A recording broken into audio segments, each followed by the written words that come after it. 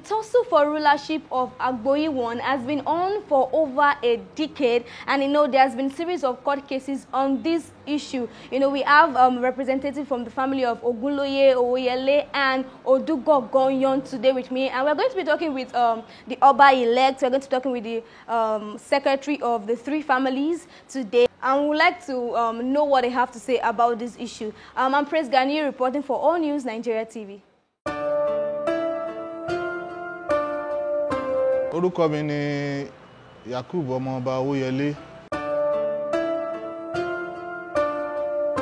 Mo represent Owoyele ní Agboyi 1. Owoyele ni ọba ti fẹ́ jáde wá. A dẹ̀ oppose Odu yìí. Àwa àti Ogunloye àti Odu Ganganyan la oppose Odu yìí àti state government. Ìdílé mẹ́ta ni ó ń jọba lọ́dọ̀ wa. Lèmi belong sí l'Agboyi, Ogunloye, Odu Ganganyan. Ẹni tó fa disagreement ni pé declaration wà fún ìdílé mẹ́rin ní Agboyi tó ń jọba. So gbàtà rẹ̀ tí máa gbọ́ tí àwọn state government máa gbé ètò wọn jáde. A rí pé ìdílé kan náà fún ní ọba yẹn. A dẹ̀ lọ sí court a lọ contest fún. So from that court, wọ́n fún wa ní injunction ní court yẹn pé ẹnikẹ́ni ò gbọ́dọ̀ ṣe nǹkan kan ní láti fún ẹnikẹ́ni ní apá àṣẹ pé kò gbọ́dọ̀ ṣe anything. Injunction yẹn ó restrain wọn pé wọ́n gbọ́dọ̀ ṣe anything. So injunction yẹn náà ó wà nínú file wa láti ìgbà yẹn náà láti wà lẹ́nu ẹ̀. 2006 ó ti bí 14 years ago ń sìn. Especially lè tàwa ṣe yìí sìn ogan ló mú wa ṣe lè petition dẹ̀ ti lọ sí Ministry of Justice, Ministry of Chieftaincy and Commissioner of Police, even within area H gbogbo petition yẹn ti lọ síbẹ̀ láti upper last year 2018 àwọn petitions yẹn ti lọ, and recently gan a ṣe competition lọ sí Ministry of Justice a dẹ̀ monitor ẹ̀. Tẹ́ bá dé ẹnu ọ̀nà Ministry of Chieftaincy báyìí sìn bá petition wà ń bẹ̀.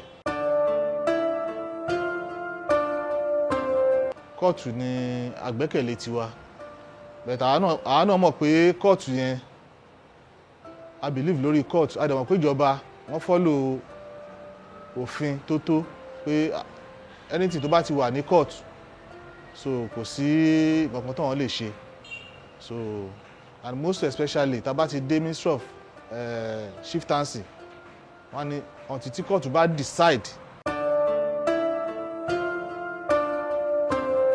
Time tó wà join ẹ̀ sí ni corona dé, so a dẹ̀ wò pé anytime tí court bá pè wá àti wà níwájú adájọ́ kan sìn, so time tá àti ìsìlẹ̀ níwájú adájọ́ tẹ̀tẹ́lẹ̀ náà ń lọ tó ń bọ̀ tó ń ṣe gbìrìgbìrì bẹ̀ tí nígbà tá ti wà níwájú adájọ́ ń sìn, so a tún ń gbọ́ fìrìfìrì náà pé wọ́n fẹ́ jẹ lé náà fẹ́ jẹ lọ́la wọ́n fẹ́ ṣe kinní kan so ìyẹn ló mú wa ṣe nǹkan tá à ń ṣe lé.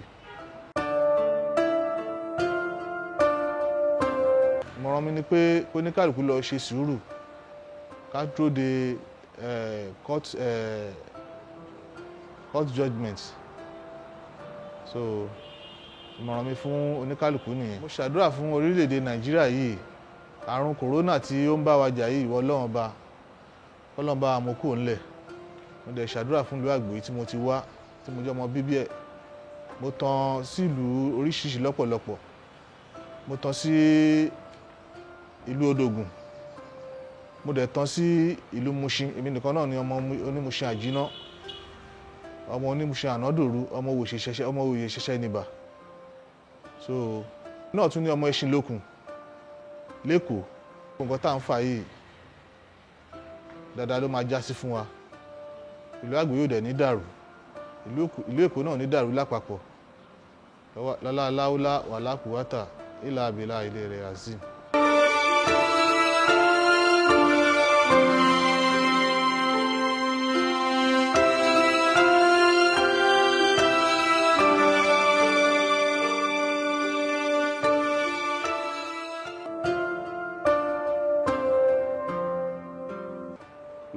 Prince Gafar Akinwale Nureni. I'm representing Ogunloye ruling family. By virtue of my position here, I represented the 3 families that institute a case against Odu in respect of double-ship torture. The 3 families are Owoyele, douse Owoyele, Ogunloye and Odu Ganganyan family. The 3 families, in a jointly meeting we had, unanimously appointed me as the secretary of the 3 families. I have letter to back that up, and ever since then, I've been carrying on as the secretary, representing the family in all occasions. Since about 5 years now, because my former secretary has died, that prompts me to be the next secretary. There are 4 ruling families in Agboyi, of which the state government gave us the declaration to that in 1991. So out of that 4 families, the Odu, which we have a case against, in 2006 rather, they go ahead to install an Oba, of which we reject it. We rejected it. We used to take a case against them, give them injunction. That's what makes us to be in the courts now. I have been in courts now for over 14 to 15 years now. Odu family, it's not yet their turn by the fashion of the declaration we have. The turn of the next Oba is Owoyele to present a candidate, but they went ahead of us to present that candidate, and that's why we give them injunction on that since 2006. Since then, we are now in court. We pursue the matter to the appeal. After we give them, they have 3 rulings against them, of which they appealed 2 out of the 3. And that took about 5 years in appeal. So after that appeal, they lost out. Because their motion they brought to take to appeal, the court did not grant it for them. Because they are claiming ownership of the whole entire Agboyi, which is wrong and which is no. So the judgment sets aside their motion and upgrade us and give us that judgment in our favor. They have, but not yet their turn. That's what we are agitating for. They should wait for their turn to be installed as Oba. The next in the declaration is Owoyele, which we already have a candidate for. And he's a person of Alhaji Prince Yakubu Owoyele is our candidate. So we have selected the name to the court. It's 1 more year for us. It's for them to wait for the court process. I don't know why they are in haste. Ever since that 2006, they managed, because the man died in 2012. The one they forcibly installed, died in 2012. After his demise, there's no king in Agboyi, of which the other 3 ruling houses, we cannot recognize him. That's why we are in court. But despite that, they still continue parading another candidate. Despite the case they are still in court. That's what we are crying out now, that the state government should come to our aid. Once the matter is in court, there are many petitions. Right from that 2006, we have been writing petitions, and I'll be following it. There's the Lagos Minister of Justice. You have a petition to them. To the Chieftaincy Affairs, you have a petition to them. The local government, which we have, you have a petition to them. The state commissioner of police, the area H, all the stakeholders. Even the state government itself, they are party to this case, because they join hands with the Odu people, because they were the one that gave them recommendation to they should go ahead and install the Oba. Of you say no, it's not done. It's you state government that give us the declaration. Why now turning on that we are no more to be relevant with? Why are you now setting us aside? We feel aggrieved. That's why you should take a case against them, and we present that to the judge. It's part of the 3 rulings given against them. When they say the court say that the court don't have jurisdiction to that case. No, there's no record, nothing of such. It was just parabolating, just flying rumors all about. Because we have been to Lagos State government, they have issued a letter to us. We satisfy it, we stamp everything. That once the case is in court, it's prejudice to that case. They cannot do anything except the court judge.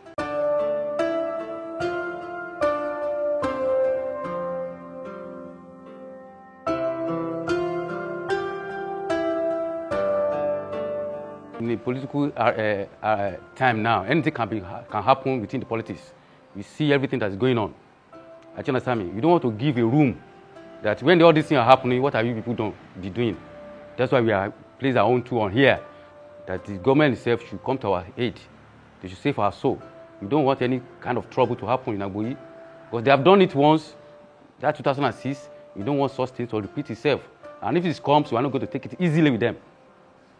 We are law-abiding citizens of Nigeria, so we don't want any wahala. So that's why we're now crying out that Lagos State should listen, because they too, the Lagos State government too, they are party to this matter. Everything that's going on, the Lagos State government are aware of it. He's on his own. Nobody is backing him as far as I'm concerned, because there's a letter, a petition the Lagos State government wrote to us. We have series of letters here, pieces of petitions. We wrote to them, series of many, 2018, 2016, 2017, 2019. I even the one of 2014, that they are assuring us that once the case is in court, nothing can be done. Let them come and show us where they have any letter that Ketu gave them to back them up, or any letter that Lagos State government gave them to back them up. Jesus Christ have his own Judas. Among Judas in our families, they are the one concur. And funny enough, one of them is an elderly person. He was the one that raised our candidate's hand. He raised his hand up. There's a document, we have a written document that he was the one that selected him to be the king. Because of the money, I don't know where they give him money, no money influence. So he now turned back to side the opponent. But that one, court have taken care of that one, because already he has rights to the family that is no longer participating in the case. He hides it by himself, write it, and we have sent that. When we are making substitution to the court, his name was deleted. So that have take care of that. So, and that happens in other family. Those who are agitating for him from the Owoyeles and Kandukas, they have partner relationship with the so-called engineer Mosuru Oladiga, that is parading himself from Odu to become an Oba. Because they have a partner and maternal relationship with him, that's why they are soliciting their support to him. But those we that feel aggrieved from Owoyele, from Kanduka, we are the one here now. We are the one instituted the case. They are not principal claimants to the court. And they even went to ahead to have a publication that they withdraw themselves. Things that you are not involved, why are you withdrawing? You are not the one that instituted that case and say you are withdrawing. So I don't understand that. You all have the right to contest the post, but let's contest it in the right way. Do you understand me? If the whole Agboyi gang up that they want him, but if the court say no, what would they say? Yes, we have a majority. If you say we should bring everybody down here, this place will not contain every one of us. You just select from the branches representatives to come and hear what is going on. Do you understand me? So everybody like our own candidate as well. He live there. This other candidate don't live in Agboyi. Do you understand me? This one have his own business there, his house. He have 2 houses there. Do you understand me? The other candidate don't live there. But I don't deny it's not indigenous of Agboyi. I don't deny it's not belong to Odu. Do you understand me? So you have never sleep one day in Agboyi. Do you understand me? They just unpicking because they know they gas money. So under influence, money can change anything. But we believe in our courts and our documents. And that's what we are trailing all this while, that we are on top of them. What we want is for them to wait for the court to preside. Once the court presides, if the court said it's their own, no problem. But all we all know, there are a lot of documents that back our claims. We have intelligence reports. We have a lot of documents in the archive that we still want to tender to court that prove that we all belongs to Agboyi. We have access to Oba.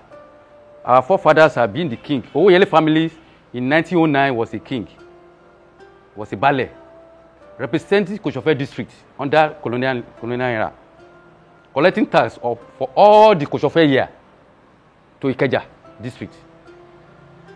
So how come you now tell me that Owoyele is nowhere to be found? In 1927, Igebale was a Bale from Ogunloye, representing that Agboyi as a Bale. He's a herdsman collecting tax for all the districts. That is number 2. Odu Ganganyan was also a Bale in 1934. So he was a Bale as well. Everything have a record, and as the documents in the archive, and intelligence report back it that Ogunloye is the owner of Agboyi. I can say it anywhere, because the 1840 war between Egbas, that was the war that drove Odoyi and some others' family away from Isheri. It's intelligence, it's not me, it's intelligence report that said it. Actually, understand me? They now come to Agboyi. When on getting to Agboyi, Agboyi has been existent since 1776. And the war drove them from Isheri Ojodu to Agboyi in 1840. At least Agboyi has been there for over 60 to 70 years, if I'm not mistaken. So how come? Where are they? From all these documents, from all these ships, all the ballets, where are the Odois? Let them bring the document that represents any ballet that has gazette, that has document that back it from Odoi family. So do you want me to come and go and dump all these documents in the dustbin? No, we are going to use it on them. Let them bring their own document they have to face it. Why are they afraid of going to court? Why are they begging? Once they know this is their own. Why are you begging me? Why are you begging the horse? I said, they should go to court, explain, present the document you have to back your claims. Maybe I openly said all the documents I have here now. If you go to archive, you sit there. So if they have their own, any Odu son or daughter that is alive that have those documents, they should bring it to court and tender it. Court will accept it. Let the court judge. Because of the pandemic that is on now, the court have not called us. But we have appeared before the new judge, Justice Oyebanji, Nikeja High Court, twice now. So he said you should go and do substitution for the claimants and the defendants that are dead. We need to substitute their names, and we have done that. So it's for them to now call us. That's when the pandemic starts, corona pandemic starts. So we are now waiting for the court, and we are getting to them often and often to know what is going on. They said we should hold on. When the pandemic is settled down, they will call us. So that's what we are now. So the Odu people, I'm employing every son and daughters of Agboyi community. They should be calm. They should not listen to the false information they are carrying about. They should ask them, why in a haze? Why in so much rush to have an Oba? We are not that rush. You can take any years. We don't care. What we care for, it's our right to be given to us. That's it.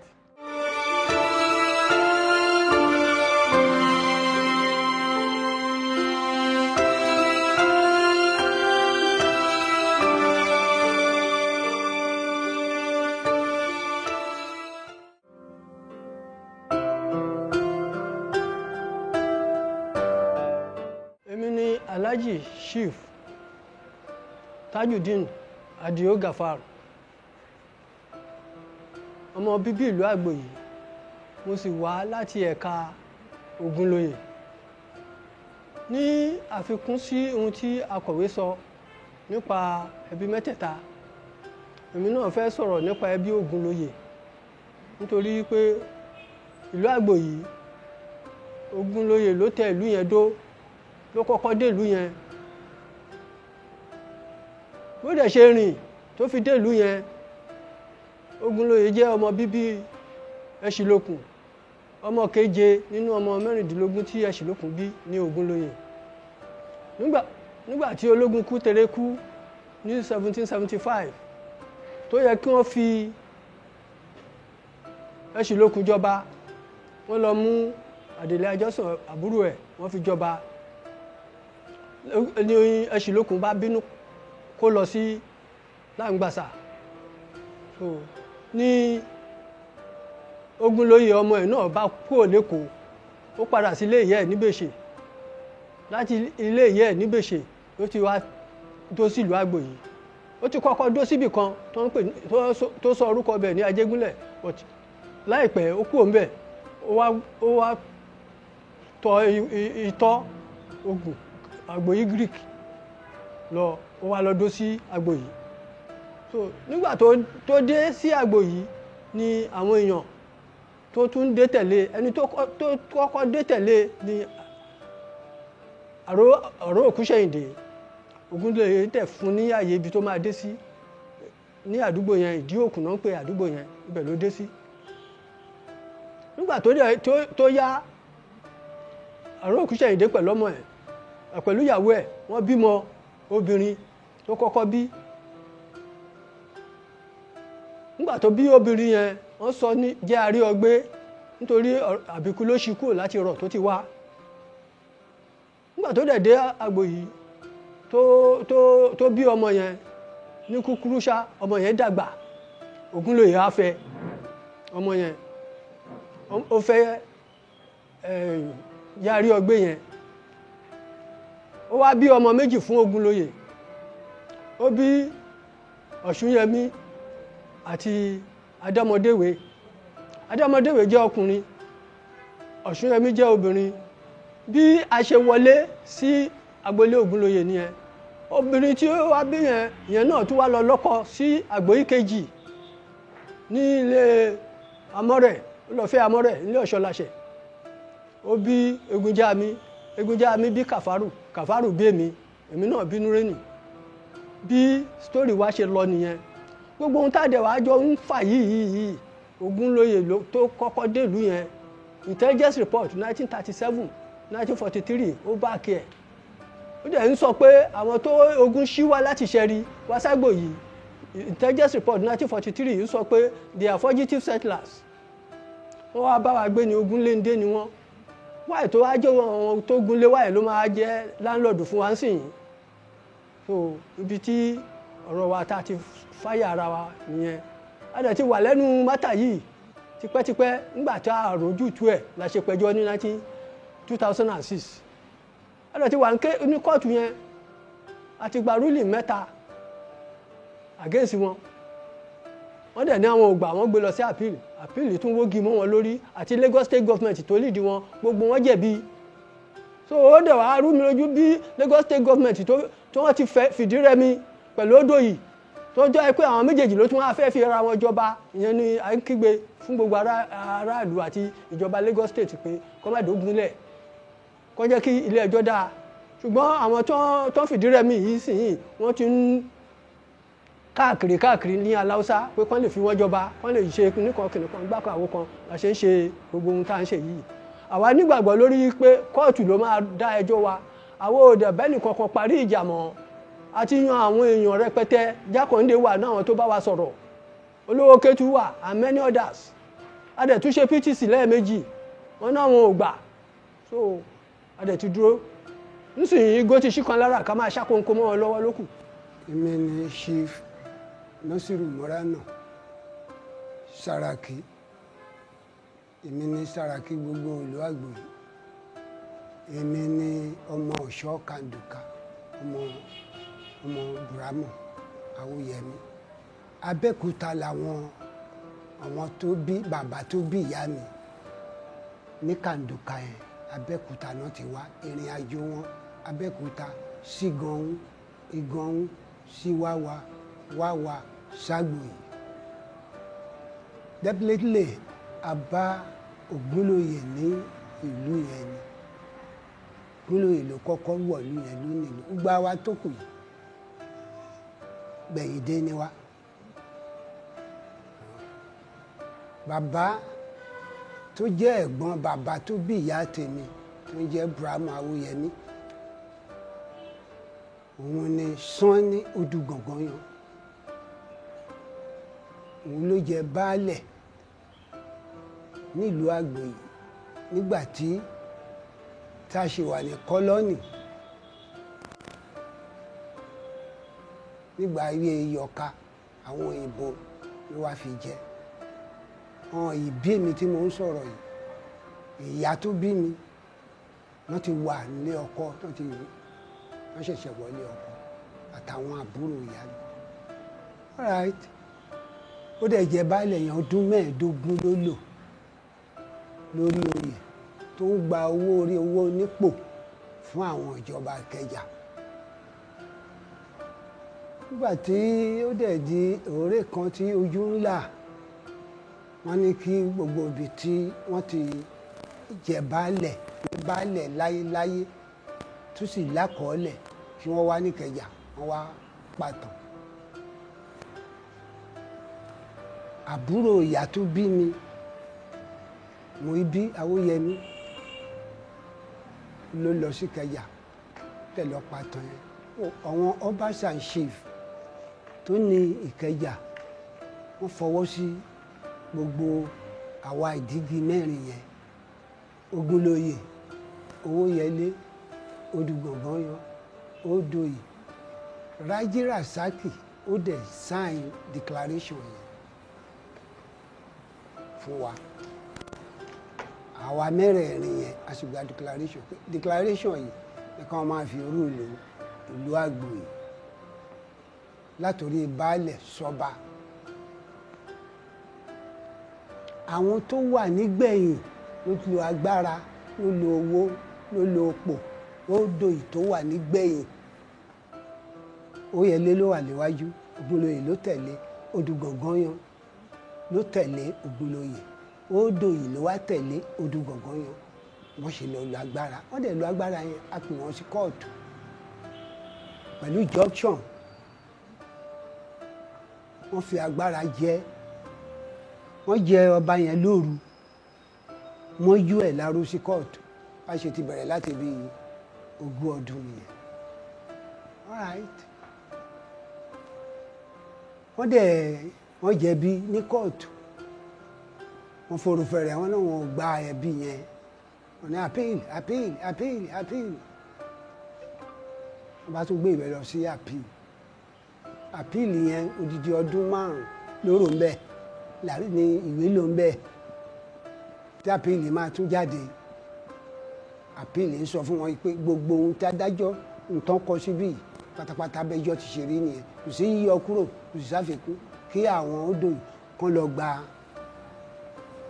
ìdájọ́ wọn ní kóòtù adájọ́ dá àfi bọ́n ti ṣe wọ́n ṣe ní sùúrù wọ́n ṣe ń broadcast àwọn lọ́wọ́ máa jọba wọ́n á ń pera wọn lọ́ba ìyẹn la bá wá bí kó ìjọba kan jọ tọ́wọ́n bá fẹ́ kílùú Agboyi torí àwa ò fẹ́ kílùú Agboyi dàrú ìlú tá a ti bímọ sí ni ìlú tá a ti bímọ sí ní àfẹ́ kí ogun ṣẹlẹ̀ ń bẹ̀ òun ló ń wá ń ṣe gbogbo àlàyé yìí káwọn ìjọba kan jọ kán má lọ́wọ́ sí ìjọ tó bá lọ lọ́wọ́ sí wọ́n fẹ́ kílùú Agboyi kó yọ àdá síra wa ò dẹ̀ fẹ́ bẹ́ẹ̀ o because gbogbo Ogunloye ni Owoyele ni Odu Ganganyan Mùsùlùmí ni wá tó ti gbọ́ lọ́hùn gbọ́ káwọn ìjọba wa kan jọ o kán má lọ́wọ́ sí ohun táwọn Odu yọ ti ń gbé ìgbésẹ̀ sí pé àwọn máa jẹ́ tó bá lọ jẹ́ ogun náà ló ń bọ̀ nílùú Agboyi yẹn ọ̀rọ̀ tí wà jù bẹ́ẹ̀ lọ. orúkọ tèmi ni Prince Shakiru Adékúnlé Owoyele lórúkọ tèmi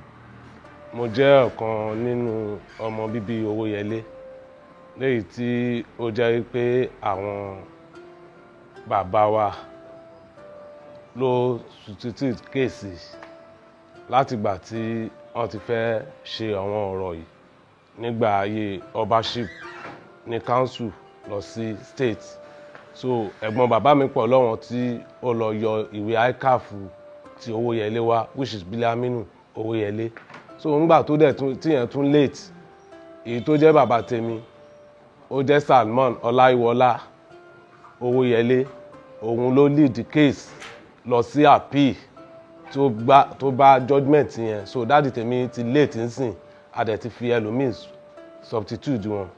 Now Owoyele ni ọba kàn nígbà tí àwọn Odo yìí tá ń fa kéèsì yìí lọ there is ẹnìkan gbà yẹn tó lóun fẹ́ jọba wọ́n mú fọ́tò àti àwọn àwòrán nǹkan tí a yà sílé wa yìí pé a ti ń prepare ara wa láti jẹ ọba so àwọn àwòrán àti ìrùkẹ̀rẹ̀ tá ti yà sílé tẹ́ bá wọnú Agboyi ń sìn ẹ rí Owoyele ruling house nínú ilé wa so Owoyele yìí ọmọ digit 5 ni wá so we have Adekanbi adẹni Lasisi Yemise so Jinodu òun lẹ́lẹ́kẹta ta ní Beyoku tó ṣe kẹrin ta dẹ̀ ní Fọwọ́ranú so àwọn 5 yìí ni ọmọ bíbí inú Owoyele so àwa tí à ń sọ̀rọ̀ ta sọ pé a fẹ́ jọba yìí àti èmi tí mo wà níwájú yìí mo wá láti Jinodu ruling house so àwa tá a jẹ́ ọmọ bíbí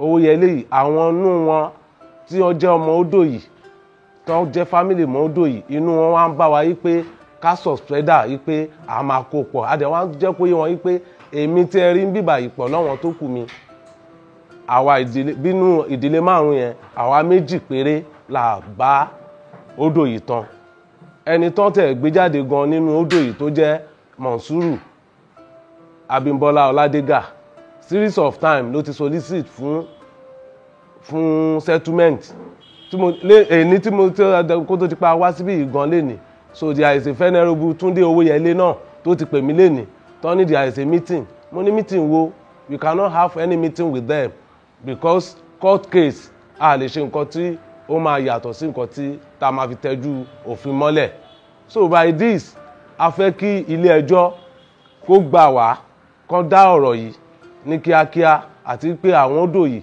ṣe ń pàréèdì ara wọn so ní 2006 gẹ́gẹ́ bí àwọn tó ti sọ̀rọ̀ síwájú tó ti sọ wọ́n ṣe irú nǹkan tó jẹ́ bẹ́ẹ̀ tó yẹ pé wọ́n bypass nǹkan tí tribunal sọ so wípé ẹni tó ní iwájú òun yìí òun ò ní ju 4 ruling house tó wà nínú declaration yìí lọ ẹni tó bá ní kọjá 4 ruling house yìí tó wà lágbòyí kó lọ mú wá at the end of the day wọ́n lo àìmọ̀lọ́kọ́rọ́ yìí lọ bá state government tó lo some esco àwọn commissioners wọ́n gbowó lọ so débi pé wọ́n fún wọn ní recommendation and recommendation ó yàtọ̀ sí declaration within Agboyi community there is a existing declaration not recommendation. Past Oba he used a recommendation to be a king which was not recognized but we don't want so the Agboyi is a first class Oba so if we did it according to the declaration so now we are standby that we appeal to the state government and we solicit for assistance from the state government látàrí pé kí wọ́n jọ kí wọ́n ṣe nǹkan tó tọ́ àti tó yẹ láti fún wa ní ọba wa padà ní Agboyi nínú láti rí pé a tó according to declaration so kó má dá èdè àìyedè àti pé ká má rí pé a ní èdè àìyedè àbí à ń bára wa jà lọ́tún àbí à ń bára wa jà sí òsì so kí bí declaration yẹn ṣe wà la fẹ́ jẹ́ kí a máa jọba nílùú Agboyi so àwọn nǹkan tó ń dá họ́wùhọ́wù sílẹ̀ nìyẹn so adẹ̀tí nínú nǹkan tí wọ́n gbé wọlé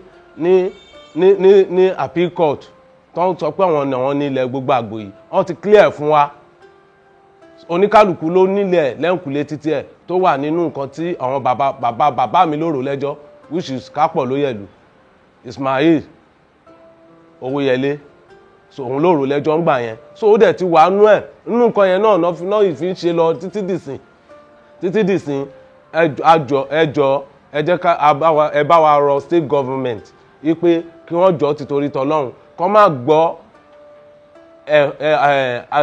apá kan dápá kan sí so because a ti fẹ̀rọ̀nú wa hàn lọ sí court àti pé case lé lórí so but nísìn we are appealing to state government again whoever tó bá wá ké bá wọn kó sọ fún kó jẹ́ kó yé wọn wípé ìlú Agboyi o case wọn wà ní court kó dúró de court judgement so ẹjọ́ títorí ti Ọlọ́run abẹ̀yìn ni adẹ̀rọ̀ yín ni so because gbogbo nǹkan tí ó ṣẹlẹ̀ nípa corona epidemic òun ló fà á tí gbogbo court yẹn ló fi slow because we are a trial of time of trial láti pé ká rojọ́ wọ́n dẹ̀ wá sọ pé àwọn ò lè bá wa rojọ́ so gbogbo nǹkan tó dẹ̀ ń ṣẹlẹ̀ yín sìn àwa believe pé with document tó wà lọ́wọ́ wa pẹ̀lú nǹkan tí àti nǹkan tá a erect látọ̀dọ̀ wọn bàbá wa so kò làá lóògùn kò dẹ̀ já wa láyà so nǹkan yẹn fún wa lọ́kàn balẹ̀ pé àwa la ní royalty àwa la ní king Agboyi láti orí Owóyẹlé Ogunloye àti Odu Ganganyan a sọ pé ọ̀hún sí ń bẹ̀ àwọn ló sọ pé àwọn nìkan náà wọ́n fẹ́ máa dájẹ́ ọba nílùú Agboyi office Ọba Agboyi comprise of 4 ruling house ó jẹ́ bí ọ̀rọ̀ yẹn ṣe jẹ́ nìyẹn so ẹ jọ̀ọ́ ẹ bá wa rọ̀ jọba kí wọ́n fún Agboyi ní ọba wọn according to the 4 ruling house tí ó wà nílùú Agboyi. Love it, guys. The unanimous position of the 3 ruling houses in Agboyi one. And yes, you've heard what they have to say. And of course, the Ondoyin family whose contributions and reactions are not recorded here are welcome to drop their contributions and also their reactions. All News is mindful that this matter is still in court, and hence we do not set out to be prejudicial or take anybody's side. All we want is for peace to reign in Agboyi one. Thank you very much. Do want to like this video, drop your comments, and of course, subscribe to our YouTube channel for more videos. See you next time.